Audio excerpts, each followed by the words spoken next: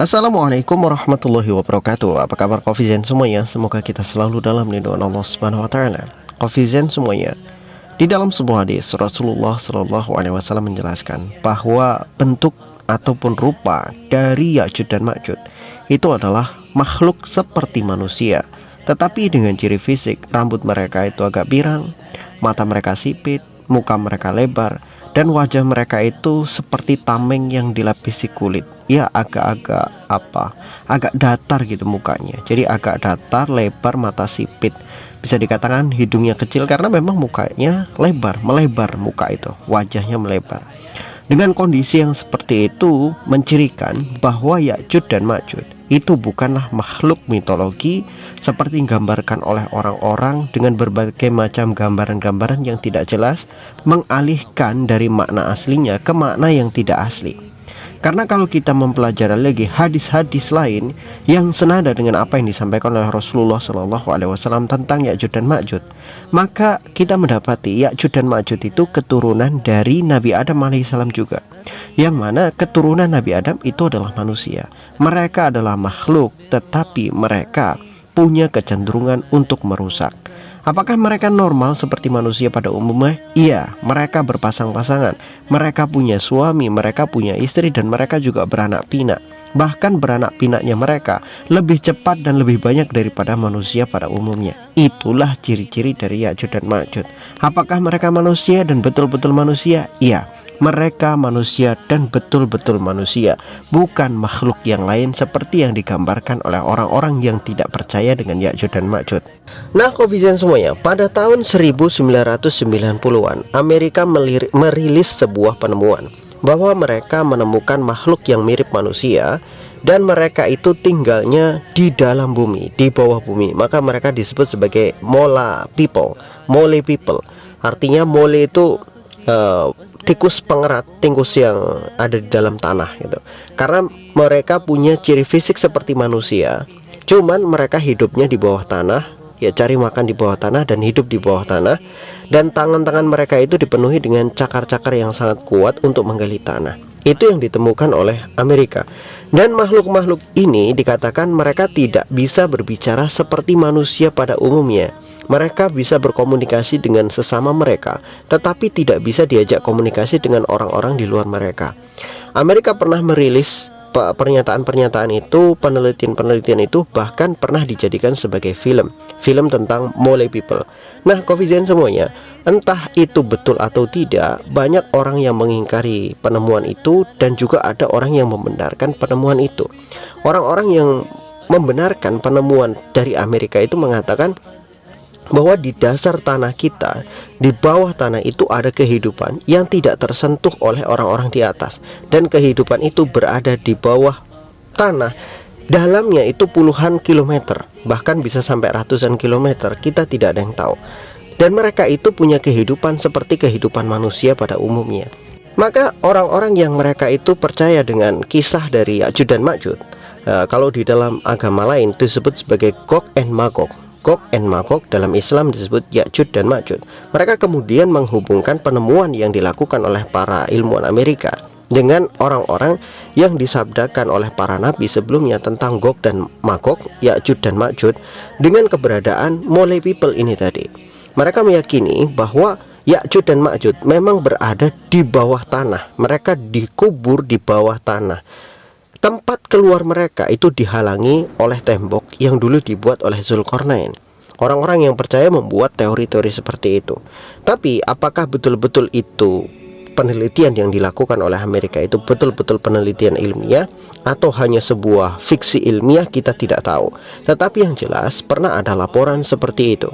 Sampai hari ini laporan-laporan itu belum terverifikasi kebenarannya, tetapi kita bisa melacak informasi-informasi itu dan kita bisa menilai bahwa sebetulnya informasi-informasi tentang Ya'juj dan Ma'juj itu banyak sekali beredar di antara kita. Ya, kita saja yang tinggal memilih kira-kira mana yang benar, mana yang salah, mana yang bisa diterima, mana yang tidak. Nah, Kofizen semuanya, sebetulnya kalau kita berbicara lagi, balik lagi ke masa para sultan-sultan di mana Bani Abbasiyah berkuasa, itu sekitar abad kedua sampai abad ketiga.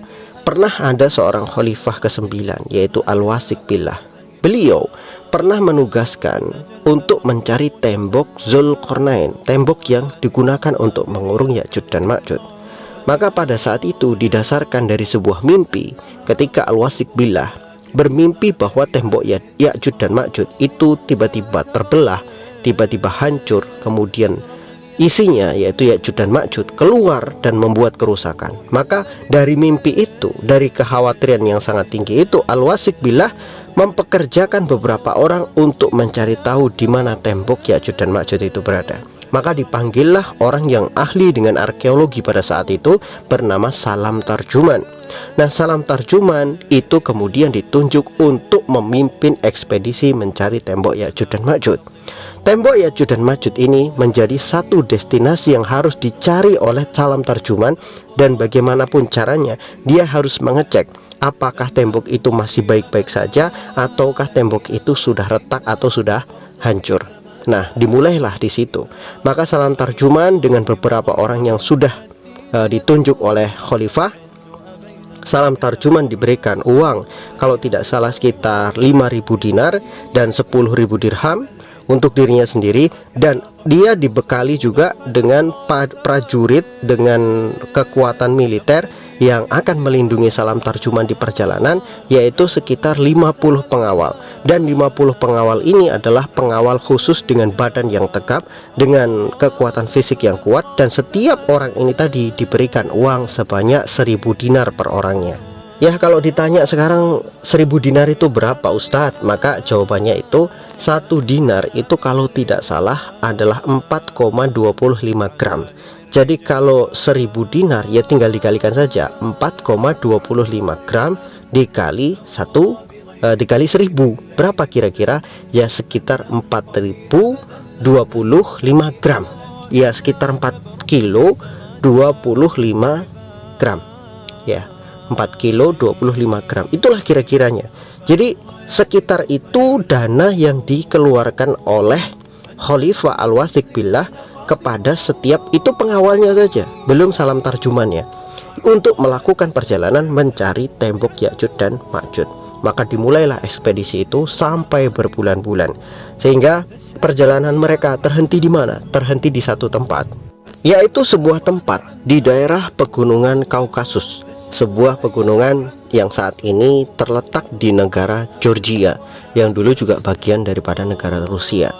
Nah, di tempat itulah Salam Tarjuman dan orang-orang yang melakukan ekspedisi menemukan satu kaum, yang kaum itu sangat primitif, tapi mereka sudah menerima Islam. Ketika mereka ditanya, bagaimana kalian bisa menerima agama Islam? Dari mana kalian dapat? Kemudian orang di sana bercerita, dulu beberapa tahun yang lalu ada orang yang datang ke sana dengan mengendarai hewan yang kakinya panjang, lehernya panjang, dan mempunyai punuk. Ya, dia nggak bisa menyebutkan onta karena pada saat itu memang nggak ada onta di situ. Jadi dia hanya menyebutkan ciri binatangnya. Kemudian mereka berkata, orang itu berbicara dengan bahasa yang kami nggak tahu. Tapi setelah dia lama-lama tinggal di tempat kami mampu berbicara dengan dengan dia, dan dia mampu berbicara dengan bahasa kami. Sehingga setelah komunikasi kami terjalin, kami belajar agama dari mereka. Dan mereka inilah yang mengajarkan kami tentang iman, tentang ibadah, tentang sholat, dan tentang kewajiban seorang muslim. Dan mereka juga mengajarkan kepada kami tentang Al-Quran, menghafalkannya dan menuliskannya, sehingga kami mengetahui isi dari Al-Quran sebagai kitab suci kami. Kemudian Salam Tarjuman mengatakan kembali, apakah kalian pernah melihat tentang tembok Ya'juj dan Ma'juj? Kemudian orang-orang di sana mengatakan kepada Salam Tarjuman, iya, kami tahu tempatnya. Kemudian Salam Tarjuman meminta kepada mereka untuk mengantarkan ke tempat itu.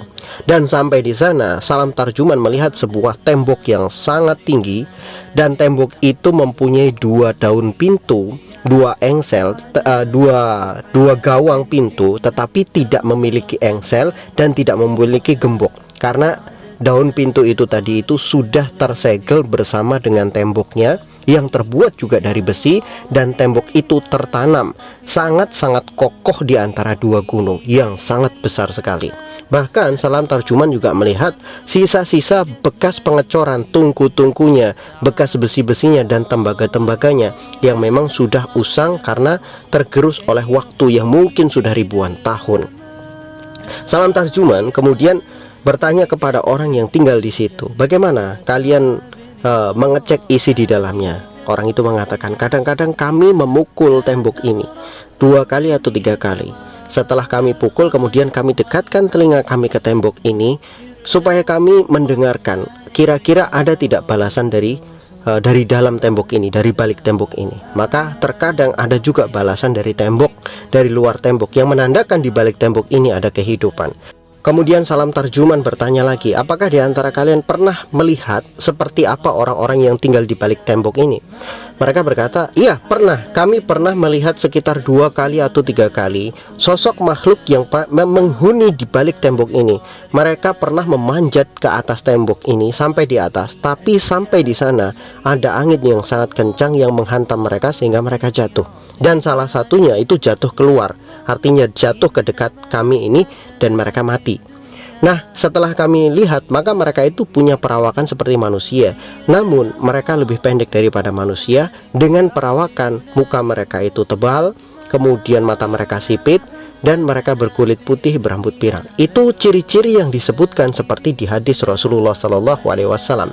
Mereka mengatakan bahwa ukuran tubuh Ya'juj dan Ma'juj itu lebih kecil daripada ukuran manusia. Nah, Kofizen semuanya, memang dari segi ukuran tubuh, Ya'juj dan Ma'juj lebih kecil dari manusia biasa seperti kita. Yang artinya kalau kita melihat dari fisik mereka, kita nggak akan pernah mungkin mengatakan, wah mereka ini orang-orang yang merusak bumi. Itu nggak akan mungkin kalau hanya dari ukuran fisik mereka.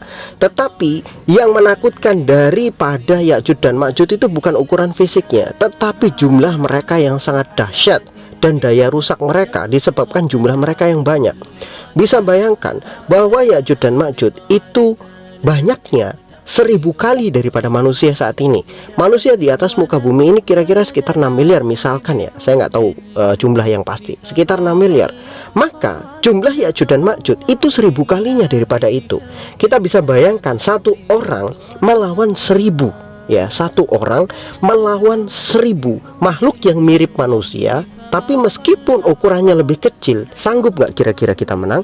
Nggak akan pernah sanggup. Sehebat apapun dia, seperti Jet Li, Jackie Chan, pinter kungfu, tapi kalau suruh ngelawan 1000 orang, meskipun 1000 orang ini lebih kecil daripada mereka, nggak akan pernah mungkin menang. Itulah jumlah yang harus kita kalahkan kalau kita pengen mengalahkan Ya'juj dan Ma'juj secara total. Tapi kan itu nggak mungkin. Nah, jumlah mereka banyak meskipun ukuran mereka kecil-kecil. Itu yang membuat kerusakan di atas muka bumi sangat luar biasa dahsyat nanti ketika mereka sudah menghancurkan tembok itu. Jadi Kofizen semuanya, cerita-cerita, riwayat-riwayat yang menunjukkan keberadaan Ya'juj dan Ma'juj itu sudah sangat banyak sekali. Ada yang cerita itu asli, ada yang cerita itu buatan. Kita sendiri yang harus menerima, kita sendiri yang harus menyaring cerita-cerita itu. Seperti yang sudah saya sampaikan di video sebelumnya, tentang ada orang mengatakan tembok Ya'juj dan Ma'juj ada di Indonesia. Kita tinggal cari saja apakah kira-kira itu benar atau tidak. Kalau kisahnya Salam Tarjuman itu bahkan sudah dibukukan, sudah dipatenkan di dalam sebuah kitab, yang kitab itu disebut sebagai Tarikh Al-Idrisi, yaitu kitab sejarah yang ditulis oleh Imam Al-Idrisi. Bahkan beliau menggambarkan petanya dan letak daripada tembok Ya'juj dan Ma'juj. Artinya orang-orang di masa lalu, orang-orang yang betul-betul menemukan tembok Ya'juj dan Ma'juj, mereka mempunyai data yang sangat kuat, dan mereka juga mempunyai keakuratan di mana tempat Ya'juj dan Ma'juj dikurung. Kalaupun sekarang tempat itu tidak bisa ditemukan, ya memang Allah Subhanahu wa Ta'ala jaga tempat itu supaya tidak ditemukan oleh manusia. Karena hanya beberapa manusia saja yang Allah izinkan bisa menemukan tempat itu. Sama dengan tempatnya Dajjal. Dulu Tamim Ad-Dari secara tidak sengaja terdampar di tempat Dajjal dikurung. Tapi ketika kita sekarang cari di mana pulau itu, kita nggak akan pernah menemukannya. Sama juga, Salam Tarjuman pernah menemukan di mana Ya'juj dan Ma'juj dikurung. Tetapi ketika kita cari saat ini ke tempat yang sama yang pernah didatangi oleh Salam Tarjuman, mungkin kita nggak akan mendapatinya. Kenapa bisa begitu? Karena memang tempat-tempat itu sudah dilindungi oleh Allah Subhanahu wa Ta'ala, disembunyikan oleh Allah Subhanahu wa Ta'ala. Ada beberapa orang yang sengaja Allah biarkan mereka menemukan tempat itu supaya menjadi satu penguat sebuah kisah bagi manusia yang pernah menemukan faktanya, menemukan buktinya. Dan itu adalah hal yang nyata, dan manusia harus bersiap-siap. Kalau Ya'juj dan Ma'juj keluar, kalau Dajjal keluar, maka manusia hanya bisa bersiap-siap untuk menghadapi mereka. Itu saja. Maka ada orang-orang yang Allah izinkan menemui mereka. Tetapi kalau kita cari saat ini, di mana temboknya, di mana tempat mereka dikurung, kita nggak akan pernah menemukannya kecuali Allah mengizinkan kita menemukannya. Wallahu a'lam bishawab. Semoga bermanfaat.